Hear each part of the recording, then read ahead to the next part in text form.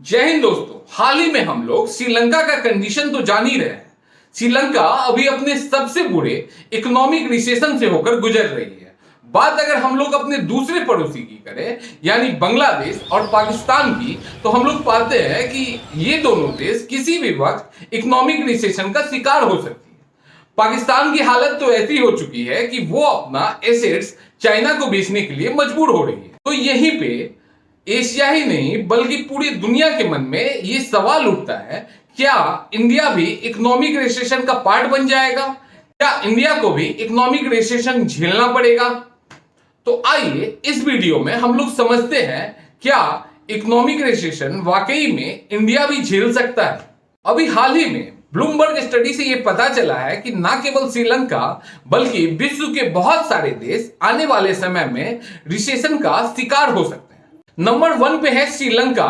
जी हाँ दोस्तों, श्रीलंका ऐसा देश है जिसके बारे में ज्यादा प्रिडिक्शन करने की जरूरत भी नहीं है। हम लोग अभी देखे हैं कि कैसे श्रीलंका अभी आर्थिक समस्याओं से जूझ रही है और शायद ये लंबा भी चल सकता है। न्यूजीलैंड का इकोनॉमिक रिसेशन में आने का 33% चांस है।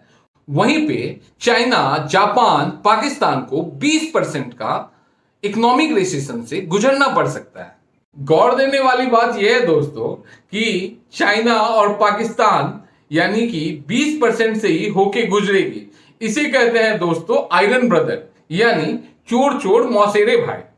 यहां तक कि अमेरिका को भी 40% रिसेशन का सामना करना पड़ सकता है।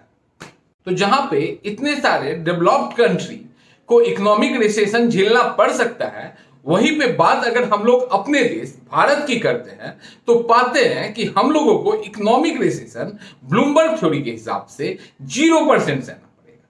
जी हां दोस्तों, बिल्कुल 0% चांस है कि भारत अभी इकोनॉमिक रिसेशन में प्रवेश करे या इकोनॉमिक रिसेशन को झेले।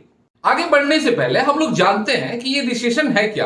ये इकोनॉमिक रिसेशन कैसे कह सकते हैं कि कोई कंट्री इकोनॉमिक रिसेशन से जूझ रहा है? इसको हम लोग सिंप्लीफाइड वे में समझते हैं। इकोनॉमिक रिसेशन से हम लोग वो कंट्री को कह सकते हैं कि जूझ रहा है अगर कोई देश का डेवलपमेंट ज्यादातर समयों के लिए निगेटिव में जाता रहे, उसकी महंगाई बहुत तेजी से बढ़ती रहे और साथ ही साथ एम्प्लॉयमेंट बहुत तेजी से कम होते रहे, तो समझ लीजिए वो देश आर्थिक मंदी का सामना कर रही है।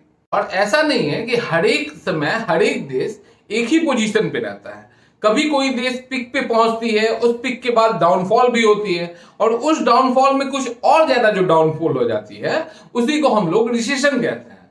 रिसेशन मतलब कमी होता है। अभी हम लोग देख रहे हैं कि रशिया यूक्रेन पे अटैक कर दिया, चाइना किसी भी वक्त ताइवान पे अटैक कर सकता है। एक देश जब दूसरे देश से लड़ाई करती है दोस्तों, तो कहीं ना कहीं दोनों देश के तो इकोनॉमी में फर्क पड़ता ही है, लेकिन ग्लोबली कहीं ना कहीं डिस्टरबेंस जरूर पैदा होता है। कहीं ना कहीं हम लोग भी इस इकोनॉमिक रिसेशन के शिकार होते हैं। जहां पूरे विश्व में कई देशों पे इकोनॉमिक रिसेशन आने का संकट बताया जा रहा है, वहीं पे भारत पे इकोनॉमिक रिसेशन का बिल्कुल 0% अनुमान लगाया जा रहा है। इसका मतलब यह नहीं है कि भारत में रिसेशन नहीं आ सकता है। ज्यादातर इकोनॉमिस्ट का मानना है कि ग्लोबल रिसेशन के कारण क्रूड ऑयल का जो प्राइस है वो क्रैश कर सकता है और इसके कारण कहीं ना कहीं भारत को फायदा हो सकता है, क्योंकि लार्जेस्ट क्रूड ऑयल इंपोर्टर है। लेकिन अगर ग्लोबल रिसेशन होता है, हमारा देश भी इससे अछूता नहीं रहेगा। हमारी इकोनॉमी बहुत हद तक यूएस इकोनॉमी पे डिपेंड करती है। अगर यूएस में रिसेशन आता है, हमारा देश इससे अछूता नहीं रहेगा। हमारे यहाँ बहुत सारे एमएनसी कंपनीज में जॉब लॉस होंगे और सॉफ्टवेयर कंपनीज में भी बहुत सारे लोग अपने जॉब को खो देंगे। तो दोस्तों, हमारा वीडियो तो आपको पसंद आया ही होगा, तो फटाक से लाइक करें और सटाक से सब्सक्राइब करें। और अगर किसी भी टॉपिक, कोई भी इंपॉर्टेंट टॉपिक पे अगर आपको जानकारी चाहिए होगी तो कृपया आप नीचे कमेंट में लिखें, हम जरूर से जरूर उस पर वीडियो बनाएंगे। धन्यवाद। जय हिंद।